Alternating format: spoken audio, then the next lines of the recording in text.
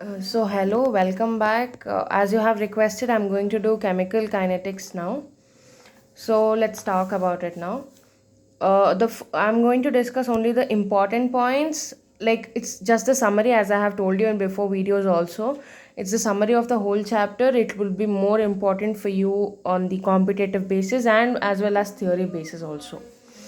Now, what is rate? The first thing what we get in chemical kinetics is what is rate? Rate is nothing but speed. Now, how do we calculate speed? Now, how do we calculate speed? Is by distance by time, right? In physics, you might have learned it. Speed is calculated as distance by time. In the same way, now we are calculating rate in chemistry. So, rate is nothing but concentration by time or change in concentration by time. Fine. So rate of the reaction is nothing but change in concentration of reactants or products with respect to what we are seeing by time. Now this ROR here depicts the rate of reaction. Rate of reaction with respect to reactants what we see is minus dR by dt. Now here minus indicates the decrease amount or decreasing amount of reactants. Fine. It's C. Again, I'm telling you, rate of reaction of reactants is minus dR by dt. And with respect to products, it's plus. It's dP by dt. It's the same thing what I have written here. Change in concentration by time. Change in concentration of reactants by time. Change in concentration of products by time. Now, if we talk about the unit of rate, as see change in concentration, what is the concentration unit? Concentration is nothing but mole per liter, the units, right? Now, yeah, rate is equal to change in concentration by time. Change in concentration, if you take this up, you're going to get mole liter inverse, and time, if you're going to take seconds up again, second inverse, and that's the unit for rate. Now, this unit is always constant. So, how the reaction takes place is this. This is how the reaction takes place. This is the stoichiometric coefficient of the reactants and products respectively. Now, so let's talk about rate of reaction. How will you define it? So, listen. As we had seen, the rate of reaction with respect to R is minus dR by dt, with respect to P is plus dP by dt. In the same way, for this reaction, for example, if we take rate of reaction, for first thing we should notice this is reactant side, this is product side. So here it will be minus and here it will be plus. So this is going to be minus dA by dt. First thing, right? Into the stoichiometric constant. The stoichiometric constant should be inversed here into 1 by A is equal to C. The rate of reaction is going to be constant for each and every element of this reaction. So for the reactants itself, this equals to this equals to this equals to this. Now minus dA by dt into 1 by A is equal to, the rate of reaction is equal to minus dB by dt into 1 by B is equal to plus dC by dt into 1 by C is equal to plus dd by dt into 1 by D. See, as I have written here, it's same for each and every element, let that be reactants or products. The difference is in reactants it's minus and here it's positive. So this is an example of ammonia. So N2 plus 3H2 gives rise to 2NH3. Now we apply the same thing here. So first what we are going to do is dN2 by dt minus dN2 by dt. We see no stoichiometric coefficient here, so we're not going to put any stoichiometric coefficient here. Now this thing is equal to dH2 by dt, and here we see a stoichiometric constant 3. So that's going to be inverse of 3, and as this is reactance, it's going to be minus. And here dNH3 by dt, and the stoichiometric constant comes inverse here, and it's the positive sign. Next we talk about factors influencing the rate of reaction. The factors influencing the rate of reaction. First thing is effect of concentration. More the concentration, more is the faster of reaction, for fast the reaction is. So this is the reaction. Reactants giving the products. Okay, now law of mass action. How are you going to express rate of reaction? Rate of reaction is expressed in this way. Now, what is this A and B? A and B is not the stoichiometric constant which you have seen before. A and B is different, and the stoichiometric constant which you have seen is different. Here A and B, okay, A and B is the order of reaction. Order of reaction. Here see rate law. What is rate law? Rate law states that rate of reaction is directly proportional to A power x by A power x into B power y. But then here again, x and y are not the stoichiometric coefficients. They are called the order of reaction. Order of reaction cannot be determined by us. By seeing a reaction, we cannot tell what is the order of the reaction. It is a very experimental value. Now we can't define it by seeing a reaction. Now if I see this reaction, I can't define what is the order of the reaction. So rate law. What is rate law? Rate law is rate of reaction is directly proportional to A power x into B power y. And what is x and y? That is the order of the reaction. Okay, order of reaction is x plus y. Now order can be positive, negative, 0. Order of the reaction, the value of the order of reaction can be 0, positive and negative, which is an experimental value. Remember this point. Now, what we should know here is how, this ROR, rate of reaction, is directly proportional to A power x into B power y, right? So, if any time in any reaction, if we have to remove this proportionality we have to remove this proportionality sign, we have to keep a proportionality constant. ROR is equal to K into A power x, B power y. Again, I'm telling you x and y are the order of reaction. Next, we have two kinds of reaction. One is elementary reaction, another one is complex reaction. Now, what is elementary reaction? Elementary reaction is a single step reaction, A giving rise to B. That is an elementary reaction. Rate law can be represented from stoichiometry. Here, rate law can be represented from stoichiometry because it's an elementary reaction. It's a simple, very simple reaction, A giving rise to B. Fine. Next, next we talk about complex reaction. Complex reaction is where A giving rise to B, giving rise to C, giving rise to D. So, if we have to go from A to D, we have to cross all these steps and go. In this makes the step complex. That's what is called multiple steps. Hence the name complex reaction. Reaction mechanism, sequence of reaction in the conversion of reactants to products, is called as reaction mechanism. Okay, next, now if I talk A to B, now B converts to C, C converts to D. Now A to D is my reaction, right? From A to B, B to C, C to D. Now if I tell B to C is the slowest step, it takes a lot of time. This B to C reaction is the rate determining step.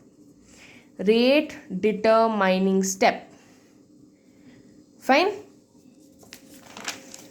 Next, we come to molecularity. So we have two main concepts here. It's the order of reaction, which is experimental, which cannot be defined by seeing the value, by seeing the reaction. It can be 0, positive, it can be negative. Now we talk about molecularity.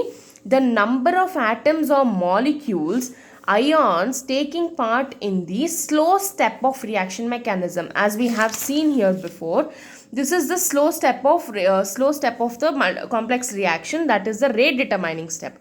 This rate determining step, the number of atoms or molecules or ions taking part in the rate determining step of the mechanism is called the molecularity. Now, molecularity cannot be 0 nor it can be negative, because here we are talking about the atoms or molecules taking part in the slow step. See, atoms or molecules taking part cannot be 0.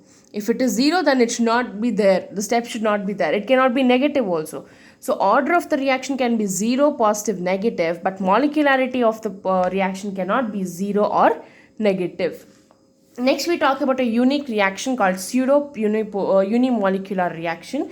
Now, what is pseudo unimolecular reaction? Is such a reaction where rate of reaction depends only on the concentration of the reactant, even though a second reactant is present. Now, if these are the two reactants, even though there is a second reactant present, the rate of reaction is only dependent on one reactant. Fine. And here we take excess of H2O. So listen, this is what I am suggesting from that time. Rate of reaction depends only on concentration of one reactant. So it's only concentration of one reactant, and we are not taking the concentration of other reactant, that is H2O in this case. And this is a first order reaction. It's a bimolecular reaction. This reaction is a first order reaction, which is a bimolecular reaction. Next is inversion of sugar. These two are the examples of pseudo unimolecular reaction. Next is inversion of sugar. This is also a example of pseudo unimolecular reaction. Now, if we come to units of rate constant, see rate constant. What is rate constant? As we have seen there, ROR is equal to K into A power X into B power Y. This is what we have seen there, right? Now, first there are different orders of reaction. First we talk about zero order reaction. Fine. Zero order reaction, A is giving rise to products. Now, A will have zero order. See, this is the same thing what I have written here. R is equal to K into A power X. Now here we are talking about zero order reaction, so X should be 0. R is equal to K into A power 0, and henceforth X power 0 is equal to 1 every time, right? So A power 0 is equal to 1. R is equal to K. That's what we got. Now we have discussed the K value. We should get the K value. What is K? It's concentration by time. Rate constant, right? What is rate constant? Concentration by time. Concentration, mole per volume. I mean, N by V. Concentration is N by V. How many moles by how many liters? Moles per liter per this thing. Seconds, time. So mole in liter inverse and second inverse is the unit. R is equal to K. This is the normal unit of K. Mole, liter inverse, second inverse. Now as we had got here, R is equal to K, and henceforth even R's unit is mole, liter inverse, second inverse. So there are some specific, because we are not considering any concentration here, because we are not considering concentration of reactants or products here, that's why it's independent of concentration. The specificity of zero order reaction is that it is independent of concentration. This is the point to be remembered. Now, examples of zero order reaction, as I have told you, order cannot be defined by seeing the reaction. It should be experimental. This is a photochemical examples of photochemical reaction: decomposition of NH3 on a metal, decomposition of HI. These are the examples of zero order reaction. Now we talk about the first order reaction. So as we have seen previously, instead of the X, ROR is equal to K into A power X B power Y. Yeah, instead of X we have placed 0 in the previous reaction. Now we are going to place 1 because it's first order reaction. So A giving rise to products, rate is equal to K into A power 1. So A power 1, here it is not independent. Here it is dependent on concentration because A power 1 values. Now K is equal to rate by A. You are just reversing this. K is equal to rate by A. Now rate, we know what is the rate unit. The same thing, mole, liter inverse per second inverse by concentration unit, mole, liter inverse, and hence these two will get cancelled. We have second inverse. So the units of K in first order reaction is K is equal to second inverse. Now what are the examples of first order reaction? Radioactive reaction, decomposition of N2O5, decomposition of H2O2. These three are the reactions for first order, and previously we saw those three were the reactions for zero order. Next, second order. What is second order? 2A is giving rise to products. Now we have second order reaction. Again, I'm telling you, this is not the stoichiometric constant, it's a order. So rate is equal to K, again we are taking out K from here, rate by A square. Yeah. So again, it's not independent of concentration. I would like you to tell that you do this, because the same thing, unit cancellation, and you can get the units. Now this is one of the method, like see, A plus B is giving rise to products. Now rate is K into A power 1 B power 1. Now we are taking A, B and the rate here. It's the same thing. It's the same thing. ROR is equal to K into A power X B power Y. We are just substituting A as 1. Right here. So 1, 1, rate is K. We are substituting A as 1 and B as 1. Rate is K. 1, 2. 1, 2. 2K. 2, 1. 2K. 2, 3. 6K. 3, 3. 9K. 2, 2. 4K. This is the same thing where you substitute the numbers and show some examples. Now, what is the general unit of rate constant? We can't sit and do the whole procedure in exam hall. Now, what is the general unit of rate constant? This one. Mole 1 minus to the power 1 minus n, liter to the power n minus 1, second inverse. This is a general constant. Now, okay, yeah. So, you just remember this. Mole 1 minus n, liter n minus 1, second inverse. Please do remember this. Fine. Now what is n here? Which order reaction? N is the order of reaction. Again, I'm telling you, it's experimental. Now integrate rate reaction for first order. Reaction never goes to completion. Fine. See, it's an irreversible reaction, and hence the reaction never goes to completion. Now this is the very important equation. K is equal to 2.303 by T log A naught by AT. 2.303 by log A naught by AT. You have to remember this equation, and once you solve, you get T half. This is T half. T half is half-life. T half is equal to 0.693 by K. Half-life of first order reaction is independent of initial concentration. This is another specificity of first order reaction, independent of initial concentration. The half-life is independent of initial concentration for first order. And what did we see for zero order? We saw for zero order is independent of concentration. Which one is independent? The rate is independent of concentration here in zero order. Now these are, it's a very, like, for competitive you have to remember some stuff.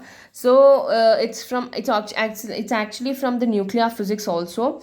So for 50%, one half-life, if there are two half-lives, then 75% is done. 3 half-lives, 87.5%. 3.3 half-life, 90%. 6.6 half-life, 99%. 9.9 half-life, 99.9%. Now this is how this you will get in physics. N is the amount left at time t, and not is the initial amount. N is the number of half-lives. See, this is the initial amount of radioactive substance you're having. These are the number of half-lives, and this is what is left after so many half-lives. Fine. Next we come to collision theory. Now collision theory basically is the same as what, like, it's dependent on catalyst. We are talking here mainly about catalyst. As we talk about enzymes in biology, in the same way we are talking about catalyst here. Now see, I'll tell you, for a reaction to occur, if I am the solute, if I am the reactant, I need some energy to react with the to react and convert into product. You're getting it? I need some energy to react itself. Just to react, I need energy, and then convert into product. That minimum energy required to enhance the reactant is called as threshold energy. Fine. threshold energy, and this is what is represented ET. ET is equal to the minimum energy. If someone asks you to define what is threshold energy, we should be telling it's the minimum energy to require to enhance the subject. Fine. Next is ER. ER is the energy of reactant. Fine. Now, energy of reactant needs to move till the threshold energy to react, and then it decreases back. Fine. This is what I'll show you with the comparison of the catalyst. Now, rate is inversely proportional to activation reaction. The activation reaction is nothing but the threshold energy. Activation energy is nothing but the threshold energy. How much energy is required?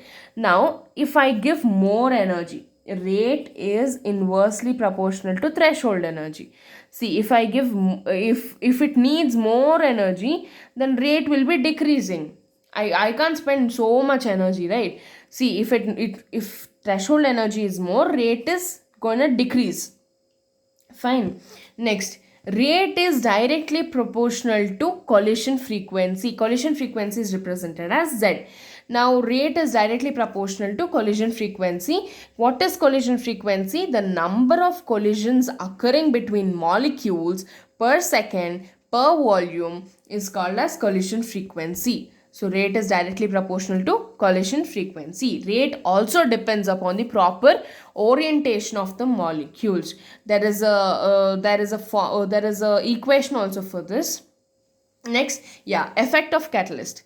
See, what actually catalyst does is it reduces the activation energy. It reduces the activation energy. Now, suppose I need 20 joules of energy to reach the threshold point.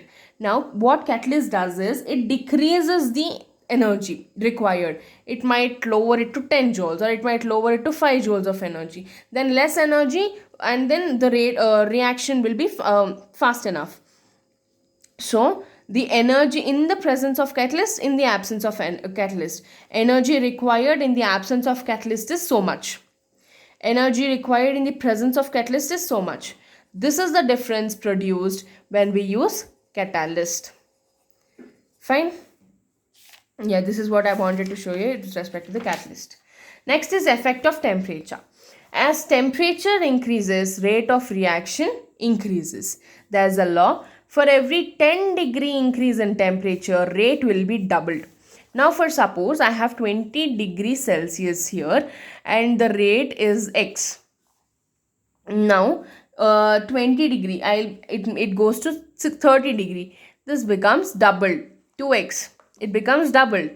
Now goes to 40 degree. This becomes double, 4x. That's how it takes place. Next is Arrhenius equation. K, rate constant, is equal to A into E power minus EA by RT. If we apply log on both sides, log K is equal to minus EA by RT plus log A. Oh yeah, this is it's like y is equal to minus mx plus c, and this is the slope here. This is the graph. This is the slope. Slope here is minus EA by R. Remember, the slope in this graph is minus EA by R. Graph having y-axis as log K and x-axis as 1 by T. Intercept is log A. And there's another equation. Rate is equal to PZAB e power minus EA by RT. Now, PZAB, if we compare this equation and this equation, we get A is equal to P into ZAB. This is what we get if we compare both the equations. Now, there's another equation important. This is the important equation for competitive purpose. Many problems might be asked. Now, log K2 by K1 is equal to minus EA by 2.303 R, 1 by T1 minus 1 by T2. There will be two equations, there will be two constants given, or there might be two temperatures given, and then you have to calculate this. This is a very important equation. Please do remember this. Next is temperature coefficient. K into 10 to T plus 10 by K T degrees Celsius is 2 by 3. Now, K2 by K1 is 2 power n. Remember this, K2 by K1 is equal to 2 power n. Now if they ask, if they give everything, they here for an equation they might ask one variable and rest everything they might give others. So they might give K for this, T for this. They might ask you to calculate KT degrees Celsius. So just remember K into T plus 10 by KT degrees Celsius is equal to 2 by 3. Please do remember this. Now what is N here? Here K2 by K1 is equal to 2 power N. What is N here? N is T2 minus T1 by 10. Number of times increased by 10 degrees Celsius. Yeah, that's it. And please do note down all the formulas which is written in the boxes. They are mainly competitive based. Thank you.